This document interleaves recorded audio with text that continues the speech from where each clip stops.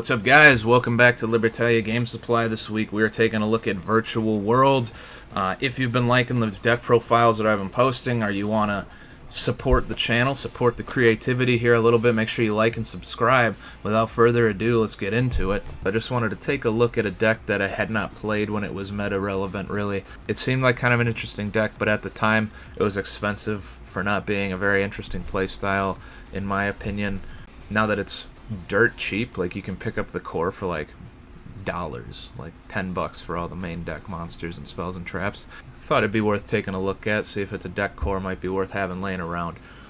So we'll take a look at all of this here. I'll explain my tech choices as we go along, and hopefully we can learn a little thing or two here. So for the Virtual World, the three ofs that we got here, they all have kind of a similar effect. So when they're in your hand, you can special summon them by targeting a Virtual World card you have on the field, and then sending a card of one of the two opposite types to the graveyard, from your deck to the graveyard, to special summon the monster. So for instance, if you had like King Long on the field, so it's a spell, you would target the King Long with your Lulu, then you could send a monster, a trap, from your deck to the graveyard to special summon the Lulu from your hand. So they all do the same thing, these 12. Once they hit the field, they do something different. So Lulu is probably your best one. It's a searcher, it's a Rhoda kind of. So on summon, it can search a Virtual World card and add it to your hand of the third type. So if you target a spell, send a trap, it can search a monster. If you target a trap, send a monster, it can search a spell. That's how that would work. Next we got Triple Lily. This one's like a Foolish Burial, so on summon it can send a Virtual World card of the third type, so same deal. If you target a spell and send a trap, it can send a monster, the third type. So next we got Virtual World Lao Lao. This guy is like a monster reborn. On summon, he can special summon one of your Virtual monsters from your graveyard in defense position. I guess the levels and tuner or non-tuner is relevant. So Lulu's a level 3 tuner, Lily is a level 6 non-tuner, Lao Lao is a level 6 tuner, and then Gigi is a level 3 non-tuner. That's relevant because most of your special summoning is going to be rank 3, rank 6, rank 9, and then your synchros are going to be 6, 9, or 12. So it matters to know that. And then Gigi, on the end phase, you can add a Virtual World monster from your graveyard back to your hand after it's been summoned. For the other three we got here, Tutu, or Tau, it can normal summon itself from the hand without attributing, as long as the monsters you control are Psychic or Worm types. And then if it's in your graveyard, you can discard a Psychic monster to special summon it as a tuner from your graveyard. Banish it when you leave the field. The rest of this turn you can only special summon level or rank 3 or higher monsters, which is the only thing you're ever going to summon anyway other than Zolkin. Which I guess is relevant because I've locked myself out accidentally of the Zolkin play by trying to pull this back, thinking I could use it with the Lily in order to make Zolkin. Does not work.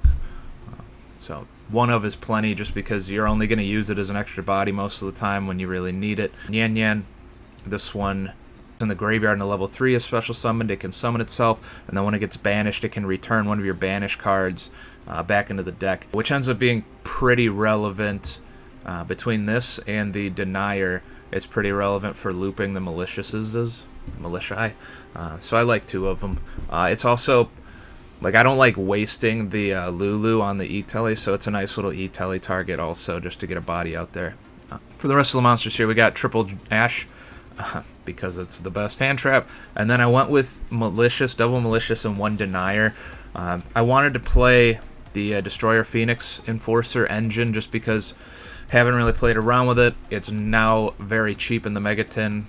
It's like $5 or $6 right now. The Fusion Destinies are still a bit much, but you can't win them all, right? The reason I chose this is because I was playing the Desires. So having 3 cards that you can use to Fusion Summon versus 2 means if one gets hit by the Desires, your Fusion Destinies are still alive. So how this loop would work, say you Fusion Destiny your Destroyer Phoenix out using a Malicious and a Denier. You're locked into not being able to special summon anything other than heroes because of Fusion Destiny, but worst case scenario, you can loop this into being like bodies to tribute for the Destroyer Phoenix effect, or like in later turns you can just keep doing the loop and then keep putting like level 6 or level 3 bodies on the board in order to have them for Synchro or Xyz plays. So you would have the 2 in the graveyard, you would banish your Malicious to special summon the other Malicious from deck. You would then use Denier's own effect to special summon itself from the graveyard because you have a Destiny hero on board. So this loop can still work even without the Destroyer Phoenix because of the Malicious being able to loop. And then the Denier would then take your banished Malicious and put it back on top of your deck. You do want to have a way to either shuffle your deck, so a card that would search or whatever, forcing you to shuffle, or being able to put the Malicious on the field back in the graveyard so that you can banish it and summon the one off the top of your deck so you're not drawing it. But I found it to be really useful as just like free resources repeatedly, like turns in a row you get another level 6 body over and over and over again. I also like the Denier for being level 3, lets you do a little bit of bamboozling, you know. Then for the spells, we got Double Kowloon. I had it at 3 for a while. I just didn't like it at 3. It's not that good of a card. All you're using it for, you can search it off of the Lulu, and then you would probably use it to just put your Chuche on the field so that you can have a little bit of removal in the back row. But I think I've resolved the other effects maybe like 2 or 3 times, like the ability to special summon from the extra deck or whatever, the milling, all that kind of stuff. And then the 200 attack point boost is almost entirely irrelevant. Like, it hasn't really ever come into play. So 2 is good because you want the ability to get to these gate cards and put them in the back row so you have access to them. But 3 is kind of unnecessary because it's searchable and because you don't really like need it. It doesn't do that much for like progressing once you've used it for your initial combos. Triple King Long. So the spells and the traps, they'll do something when they're on the field, usually at the cost of, exclusively at the cost of either banishing virtual worlds from your graveyard or shuffling banished virtual worlds back into your deck. So this and this banish from the graveyard, this shuffles back from the banish into the deck. So King Long will banish, target a face-up monster in the field, negate its effects until the end of the turn. You can banish this card from the graveyard, add a virtual world monster from your deck to your hand, then send one card from your hand to the graveyard. So it's like a Dark World Dealings almost. It searches a virtual world and then you send one.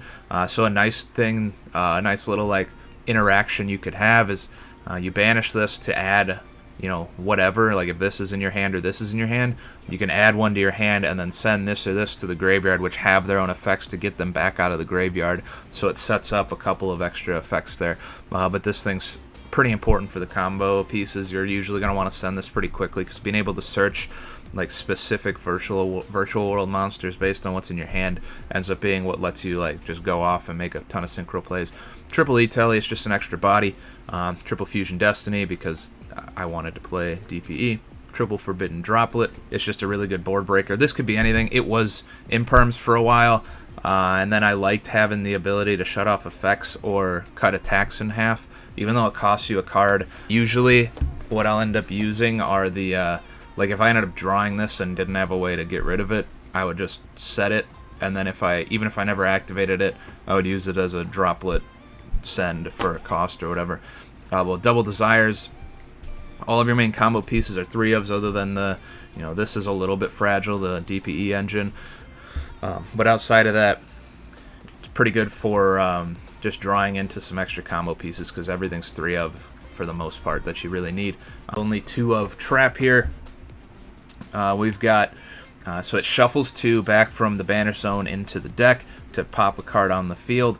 And then when it's in your graveyard, you can banish it to target a virtual world you control and adjust its level up or down by 3. Usually what you're going to use that for is, well, I guess technically you could bump one of the 6s up to a 9, and then if you have a 3, you can then make the Mathmech guy, or you can drop a 6 down to a 3 with a 3 to overlay or make a level 6, or you can bring a 3 up to a 6 to make a 12 with the 6 or an overlay for a 6. So it's pretty good for allowing you access to pretty much your whole extra deck, so long as you have 2 monsters on the field, a tuner and a non-tuner. You can summon anything in the extra deck other than the DPE, obviously. And I guess the Hyperiton. But so pretty good at 2-of. And then the 1-of, this guy is a like a Called by the Grave. So during battle phase, if you control another virtual world gate, you can target one face-up monster in the field, change its battle position. During the main phase, you can banish this card from your graveyard, then target one virtual world monster in your graveyard, special summon it, negate its effects, send one card from your hand to the graveyard. So usually that's what I use it for, that main effect, which I did misspeak. It doesn't banish for cost. You have to have this plus another virtual world on the field, which is all the more reason to Forbidden Droplets it away, because you don't need it. It's just, it's a Monster Reborn or a Called by the Grave, or however you want to call it, and then you discard for cost afterwards, or for effect afterwards. So that's the main deck that I'm playing. We'll run through the extra deck here. It's fairly standard, but we'll take a look. So Hyperiton is just like a, it's kind of like a say no to whatever. So it's a rank 9. You'll overlay it with your level 9s. I'll read the effect because it's kind of a lot. During your turn, when you activate a card or effect, you can target one card of the same type, monster, spell, or trap in your graveyard, attach it to this card as material. During your opponent's turn, when a card or effect is activated, you can attach one material of the same type from this card, and if you do, negate the activation, and if you do that, destroy that card. So how it works is you're going to summon it with 2 monsters, so it can already negate monster effects to begin with.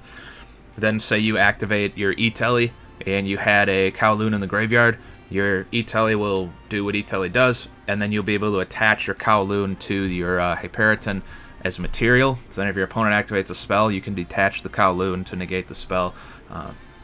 It's pretty cool. It's pretty specific because it's a lot of cost to summon it, so I really won't make it unless I am in like a game 2 or early in game 1. I recognize that this deck needs X spell card or X trap card or whatever specifically in order to win, because then you're setting up to counter that specific play. But if you don't know, it's almost always a waste to do that because you don't know what you're trying to counter yet. Fan. Once per turn, detach 2 materials from this card, then target one face-up card your opponent controls and one card in either player's graveyard. Banish them. If this succeeds, summoned card is destroyed by battle with an opponent's attacking monster or by an opponent's card effect while in its owner's monster zone. Special summon 2 virtual world monsters with the same type and attribute as each other from your deck. Only can use the effect once per turn. So it's removal, and it's a floater, so it's pretty cool, and it's got a decent attack. 2600 is usually going to get over most things, so I like it, and I like playing the in-archetype extra deck cards if possible. The other one, the rank 3 one, just is trash, so I wasn't going to try to shove it in there. M7, rank 6, it can detach to put a card back in the hand. Dragonlark Parent, so this thing is sweet. I love this thing, and it's a common. That's the best part, is it's like 5 cents. So can't be destroyed by battle or card effect while a monster other than Dragonlark Perrin is face up on the field that was special summoned from the graveyard. So that's either field. During the standby phase, you can detach one material from this card, then target one level 5 or lower monster in your graveyard, special summon it. You can only use this effect of Dragonlark Perrin once per turn. So this recycles monsters 2 turns in a row, like it pulls them back out of the graveyard. So this can loop the Denier Malicious on its own. So if you summon it, turn back, Dragonlark Parents on the field during your standby phase, detach one, special the Denier. Denier's effect's going to put your banished Malicious back in the deck, and then on main phase 1, you're going to banish the Malicious out of your graveyard to special summon the one off the top of your deck. And then you would use them for whatever, and next turn you can just do it again. So it's pretty sweet. I like this card a lot, just having the extra body every turn, and it kind of protects itself. Plus, with its own effect, you're pretty much always going to have something that summons itself out of the graveyard, or, with Shen or, this guy, whatever, you're going to be able to use its effect to protect itself. The Bamboozler. Once per turn, when opponent's monster activates its effect, you can detach 2 materials. Effect becomes each player draws a card. The other effect is irrelevant because you don't play other number Xyz monsters, but that's what it's for. It's just to negate a big nasty effect. You get a draw off of it. They do too, but you're really using it as a defense, and then the draw is like a little bonus. Zolkin, you would summon it off of your 2 6s as long as one of them isn't Tau Tau. Don't forget that. And then you will set a spell or trap in order to get Crystal Wing, so that's why that's in here. It can pull out the Crystal Wing, which is a pretty good negate, like on board, like a little floodgate type monster. So I like it. It's pretty easy to summon. The Charge Warrior and the Coral Dragon pretty much just exist as being like synchro climbing material to get extra draws. So the Charge Warrior gets a draw on summon, and that's it. And then you're getting it off the field if it's a synchro, if it's an Xyz play, whatever. The Coral Dragon, it has a removal effect. You can discard one card, then target one card your opponent controls, destroy it. But if you're synchro summon with it, you get the draw. That's more what it's for. So, like, if you were to summon both of these, you get a draw, and then synchro them both away for the math make, you get another draw, or, you know, whatever combination of cards. So that's why those are in there. Juju cannot be destroyed by battle or card effect. Will you have 2 or more monsters in your graveyard with the same original type and attribute, which after a turn or 2 is pretty much always live. You can banish 2 monsters from your graveyard with the same original type and attribute but different names, and target one card on the field, send it to the graveyard. Only use the effect once per turn. So kind of like the Fan, it protects itself. It doesn't float, but it pops stuff. So you can do a lot of, like, once you build your board, you can summon a lot of monsters that do removal effects. It's just worth having that, I guess, because you can clear out a board pretty easily with all the removal effects. Crystal Wing I explained. Wolfrayet, I don't know. I like it the times that it works, so I would try to summon it early. It's a 9, and how it works is whenever a monster effect resolves, it gains 300 attack up until it hits 4,000 attack, and then it doesn't gain anymore. But then while it has 4,000 attack, you can shuffle it and all monsters your opponent controls back into the decks. So it's like a huge board wipe that doesn't destroy, so it doesn't like activate graveyard effects or whatever. And if you get a pretty good hand and you can summon this thing quickly, like you open this and this plus some other stuff, and you can summon it right away, you can easily pump it to that 4K and then just have it as that nuke when you pass the turn. So it's pretty cool. If I didn't play it, I would probably play the Cloud Castle. That's what this is down here for, just because it's essentially the Cloud Castle makes the Hyperiton. So you would summon it to get one of your 9s back, one of these 2 back, and then overlay right away. But I just found that to be not as good because it's kind of like I was mentioning about just summoning this in general. It's a lot of resources to make one monster if you're not really certain about what you're making that monster for. Vermilion Dragon Mech, you can banish 1 tuner from your hand, graveyard, or face-up field, target 1 card on the field, destroy it. If the synchro summon card is destroyed by card effect and sent to the graveyard, you can target one of your banished tuners, add it to your hand. So it's more removal, and it doesn't float, but it does give you a tuner back, especially if you're like one of these. It gives you one back, but it also gives you access to the Lulu effects and the additional summons, so it's pretty good. Shen Shen. Any card sent from the field to the graveyard is banished instead. So it's kind of like a Macrocosmos. And then when you declare an attack, you can return 1 banished monster to the owner's graveyard, so that's any. I guess it would be maybe like the Nian Nian or the Tao Tao. You can just put it back, and then you have access to its graveyard effect again. Maybe you want one of them back in the graveyard so that you can Lao it back out of the graveyard. A couple different reasons. It's not the most powerful effect.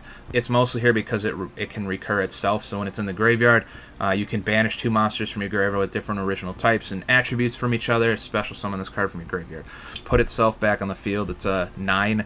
It kind of similar to this. Like it does something, it has a decent attack, and it can be used as material for Hyperiton. It's not really, I thought it was going to end up being a lot better of a card than it ended up being, but it's still cool, and the artwork's pretty sick.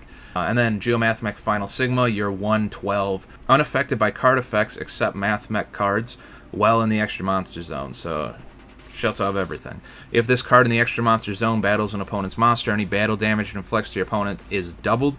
If this card is destroyed by battle, or if this card in its owner's possession is destroyed by an opponent's card effect, target a Math Mech card from your deck, add it to your hand, which you don't play any.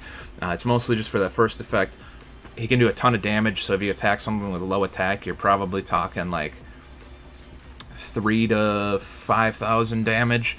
So huge chunk, and it can prevent itself from being affected by everything if you put it in the extra monster zone. So it's pretty cool, like big bad boss monster. We got the one DPE just because I really like it. It's fun. I see why people liked it so much. I also see why people don't really play it now without the Verte, because it kind of sucks to be like, well, if we draw the Fusion Destiny, good, and if we don't, then oh well. But that's fun, and this is all just for fun anyway, right? This stuff down here is not a real side deck, it's just stuff that I was kind of messing around with. Instead of playing the Triple Ash Blossom and the 3-card Malicious, or DPE package, I was playing a 2-card DPE package with the Psyframe engine. I suppose you could have cut it down to 2 and 1 for the Gamma and the Driver. and still played it the same way, and then these are e-tellyable, but that really doesn't matter because we don't play Link Monsters. Their levels suck for summoning anything other than, I suppose you can make Crystal Wing with it. Yeah, you could use it to make Crystal Wing, I suppose, with like your Charge Warrior, but that just wasn't worth it because that's not really what Crystal Wing is in there for anyway. Yeah, I ended up cutting it, didn't like it. I explained why I didn't keep this. I like the 3-card engine better with the Desires. I like the ability to float the stuff. These effects just didn't seem anywhere near as powerful to me in continuing play as these 3 did. The 1 call by, I suppose that would be an actual side deck card as well as the Imperm, but 1 just sucks, man. 1 is like, if you draw it, cool, and if you don't, like, it made no difference. Even if you did draw it, the odds of you having it, like, opening hand when it's 1 in 40, and then you're able to prevent yourself from getting Ash or whatever, like, I'd rather just play other stuff that might help me play through the Ash than have to worry about the call by. That's kind of a decision I made in a lot of my decks recently. Like, the 1 is just not really, it's not powerful enough to be worth it, I don't feel. It's the 3rd Kowloon. The Imperms are just, you know, they're extra hand traps. I suppose you could cut these if you didn't like them and play Imperms instead. And then the 1 Cloud Castle. Alright, so that's the deck profile for this week. Virtual World, super fun. It's also pretty cheap. Other than the Destinies and the Droplets, the rest of the deck is probably like less than 20 bucks. The Fusion Destinies kind of suck. Even if you played this exact build all at lowest rarity, I think you're still looking at like maybe $100, and I would just cut these and play like Imperms or something if you're really trying to go budget, and you're probably talking then like 60. So like 60 bucks for a decently competitive deck, like at a local level or casual level, is not the worst thing in the world. If you know this deck better than I do, which you very well may, leave me some comments down below. Let me know what I said wrong or didn't think about, or what things you play to make the deck a little bit better. If you have an idea for what you want to see next week, let me know. Otherwise, I'll just pick something that sounds interesting to me, as I've been doing. Like and subscribe. I appreciate you guys so much. And until next week, I hope you guys have a good one.